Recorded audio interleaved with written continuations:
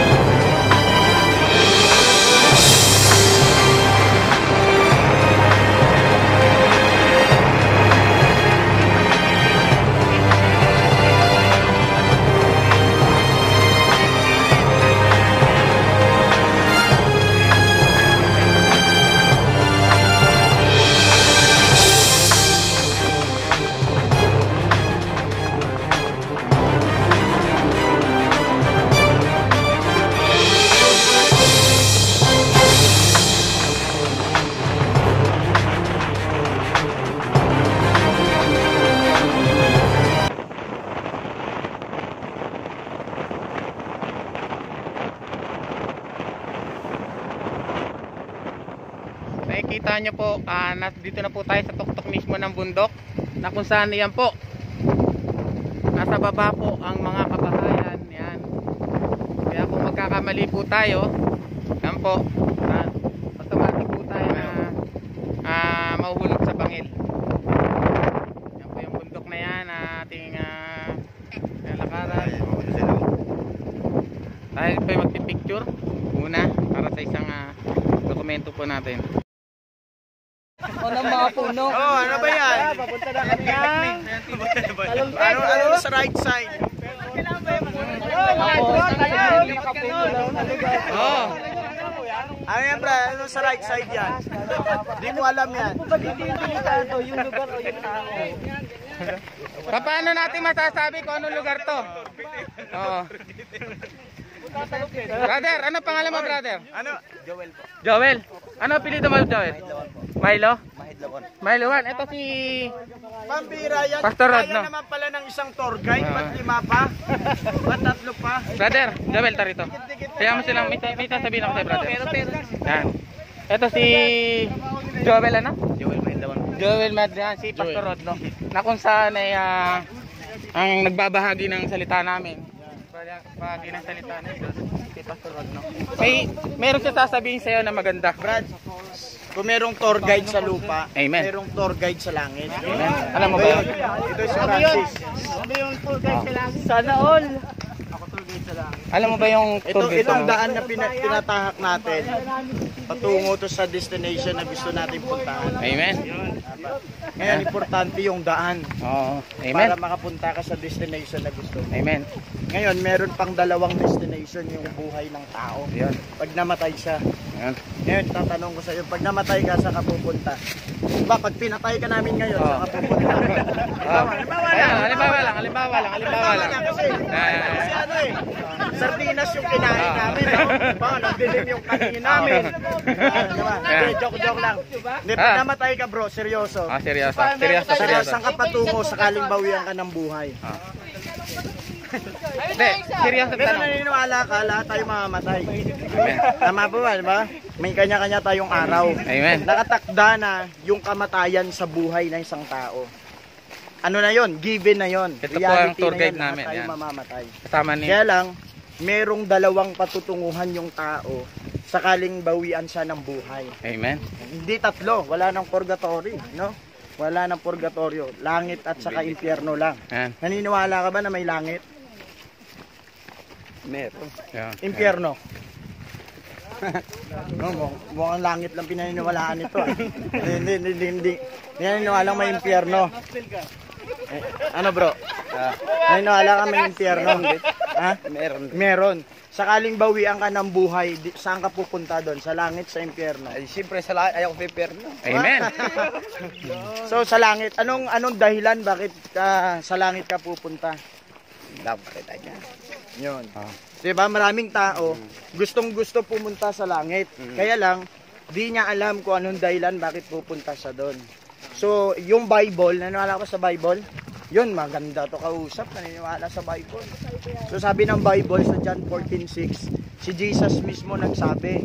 Sabi niya, dinescribe niya yung kanyang sarili sa tatlong bagay. Sabi niya, ako ang daan, ang katotohanan, at ang buhay na walang hanggan. Walang makakapunta sa Ama kundi sa pamamagitan ko. So ibig sabihin, wala nang ibang daan patungo sa langit. Parang talon, wala nang ibang daan, ito lang 'yon. Oo. Diba? Ganon din sa langit, si Jesus lang. Sa anong paraan? Dapat kilalanin mo siya bilang iyong Diyos na tagapagligtas ng buhay mo. Kasi pag wala tayong relasyon sa Diyos, wala tayong pananampalataya sa Panginoon, kahit gaano pa tayo kabuti, no, kahit gaano pa tayo kareliyoso, hindi yun ang dahilan na makakapunta ka sa langit. Bakit? Pinanganak tayong makasalanan. Nagkasala tayo. Naniniwala ka ba nagkasala ka? Ngayon, sarap ka usap pala ito. Oo. Walang tinatanggi. Amen. Oo. Lahat tayo makasalanan. At ang tanging nagbayad ng ating kasalanan, walang iba si Kristo. Nalay niya yung buhay niya sa atin para magkaroon tayo ng buhay na walang hanggan. Gusto mo ba yon? Gusto mo ba magkaroon ng buhay na walang hanggan? Marami gusto. Ipag-pray ka ni pag-pray ka ni bro Tara ito, brother. Para matanggap mo ang kaligtasan, bro.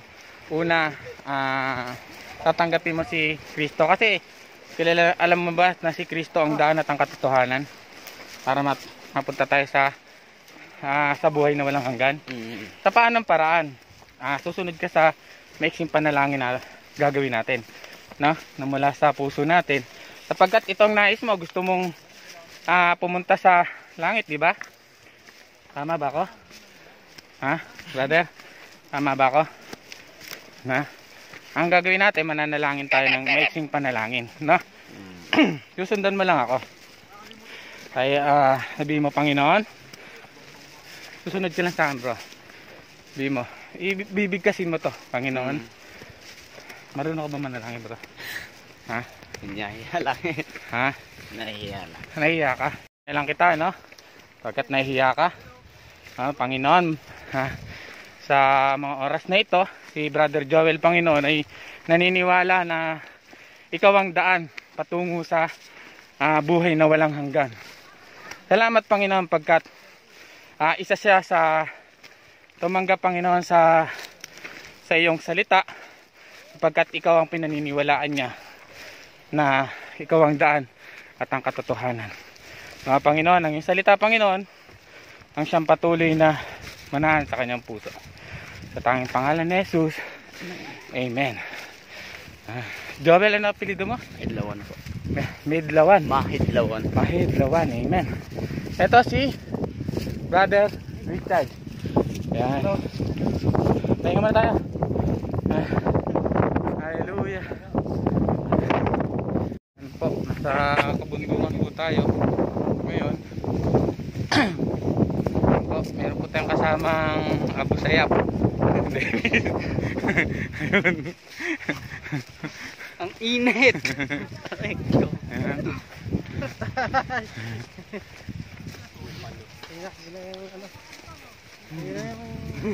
Ay, may mga hayop pala dito. Meron din po tayo makikitang hayop dito.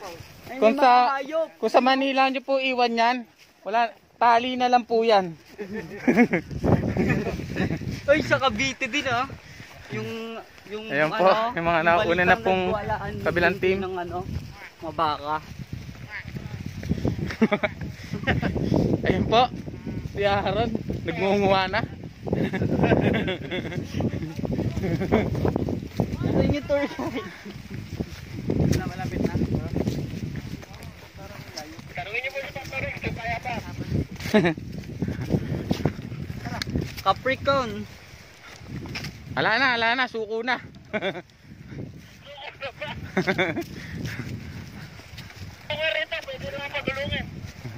Mga buddy si Pastor. Namadali na. Ayan. Ayan. Tenga tayo, tenga. Tayo ngayon, nasa tuktok na po tayo. Naglalakad. Ha?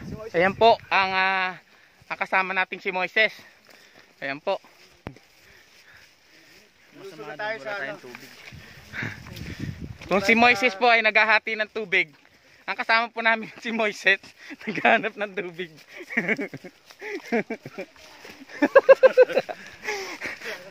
At yung pangalawa Moises po, nandun sa... Yung si Aaron. Tagit na. Si Aaron. Hindi na makalakad si Aaron. Ayan po, patunay po na nasa bangil po tayo. Pag nagkamali ka po dyan ng daan, doon po tayo pupulutin. Diyan, sa ilalim na po na yan. Yan. Ako mag-uwi yung tubig na mamaya. Pencil, no? Oo. Baka magbabayad. Hindi pa si Pastor Sering. Oh, wala oh. Maning-mani kay Pastor Sering oh. Oh. Ang bihira. Yung iba may mga tungkod na, no? Walang sinabi kay Pastor oh.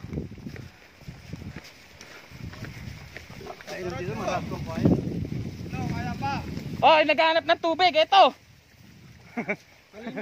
Malinis siya. Galing sa bukal. Diyan, babaw lang inumin. Huwag na ilalim.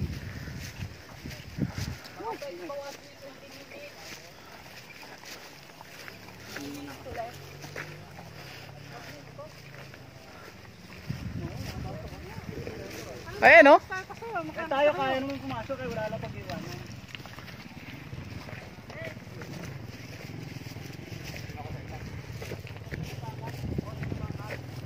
Ayan, pasakay ka na, Pastor.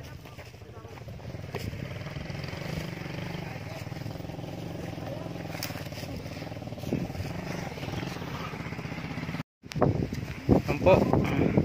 Dahil sanhi po ng bagyong Ulysses, napapansin niyo po, ayan po. Nasa kabundukan po tayo. Nasa ibabaw po tayo ng kabundukan. Ayan. Pag bundok kasi malakas talaga ulit eh. Malakas ang hangin.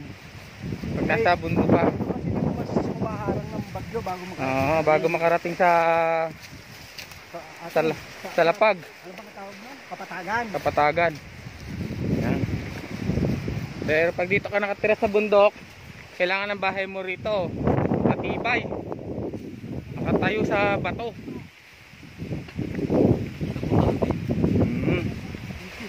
Yan. Ano pala ito eh? Palay bundok.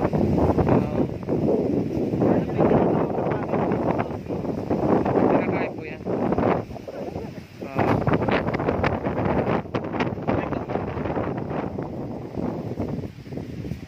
Kahit di mo na itanim, no?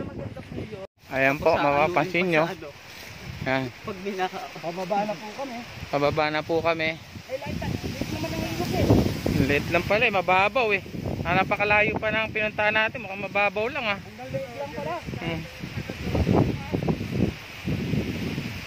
Ayun po. Asan na yung, ayun si Aaron. Kusan? Aaron, ang tungkod mo.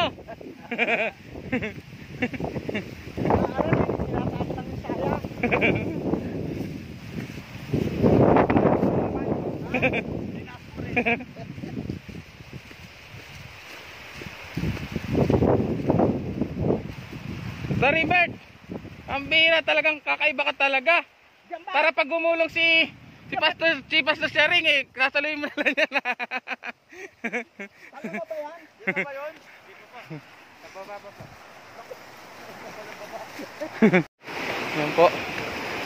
Lakas ng agos ng tubig. Kung saan ay makikita nyo po ang lalaki ng tipak ng bato. Pagkat nandito po tayo sa kabundukan. Nasa tuktok po tayo ng bundok ngayon. Yan. At hinihingal po. Yan. Nakikita nyo po yan. Mula doon, babagsak po yan pababa. Yan. Mapapansin nyo po. Yan. Nga lang, wala po tayong safety gear para bumaba. Yan. Tara! Yan po ang bumaba. Yan.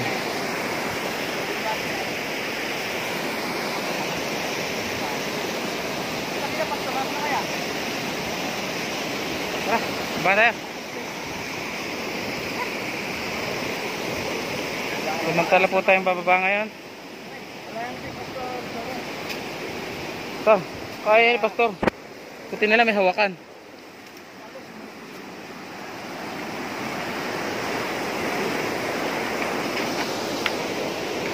Yan, medyo masukal po ang aming dinadaanan.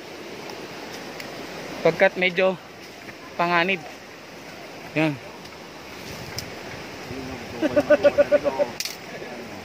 Masukal pala anak nyo ha. Yan. Po, palusong po tayo. Kaya medyo ingat po tayo. Pababa po tayo, yan. Oo nga, medyo mataas. Sabi mamaya. Ayun po. Yung iba po, nandun na. Ang layo po ng binabaan namin, pero doon pa rin po pala kami babagsak sa baba. Akala po namin, pag babagsak pa kami, pataas. Ang gusto po. Alalay. Madulas po. Grabe naman ito, no? Teka lang po nahandahan lang. Ayun na po sila. Kailangan mo na. Ito po, ayan po ang falls. Ayan na po.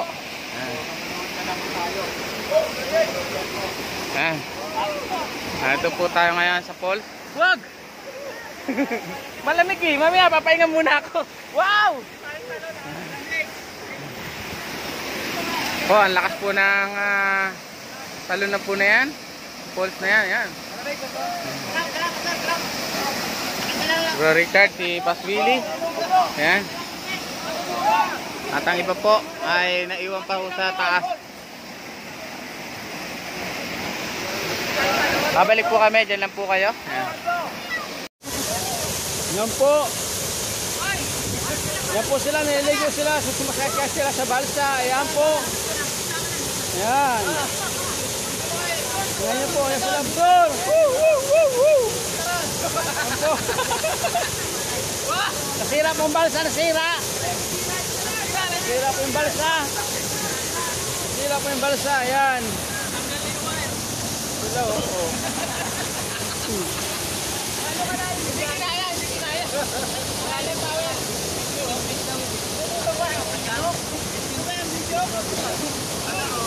Yan. Yan po sila ng ubal. Yan. Yan sila o. Ayan o.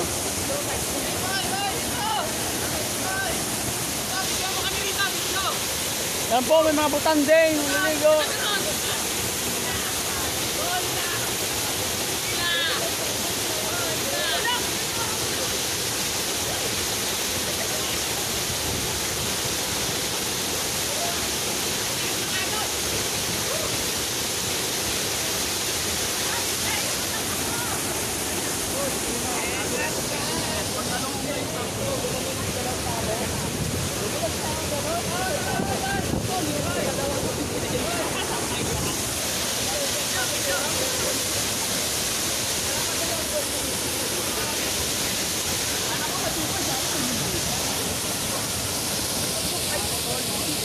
Taas ng bundok, ang tubig niya yan.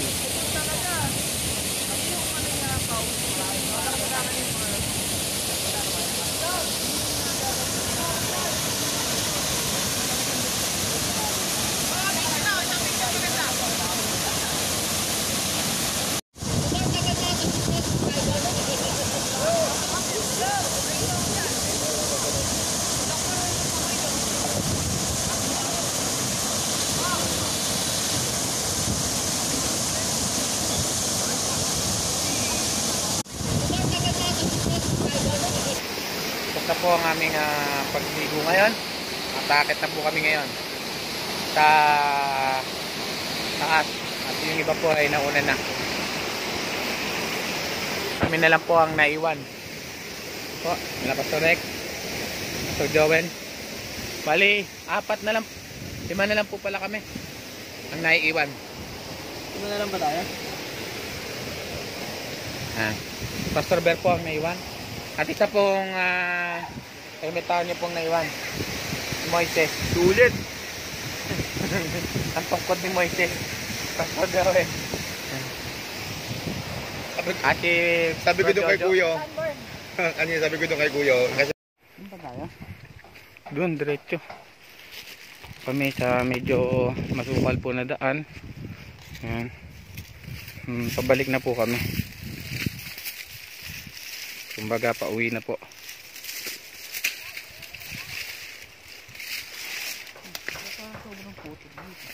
Ayan. Nakita niyo po yung bundok na yan. Malapit lang po yan kasi dito na po kami sa bundok. Sama po natin sa Pastor Rex. At yung iba po, nandun po. Naiwan at yung iba naman po ay nauna na.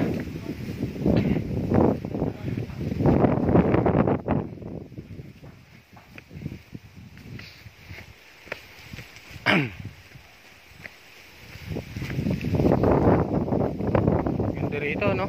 Makakuha ka ng pwesto, no? Layo nga lang, no? Kailan talaga may sasakyan ka. Kagaya ng ano, sasakyan na yung malaking gulong, no? Ayan po. Oo, kagaya ng kaganon. Kita niyo po yan.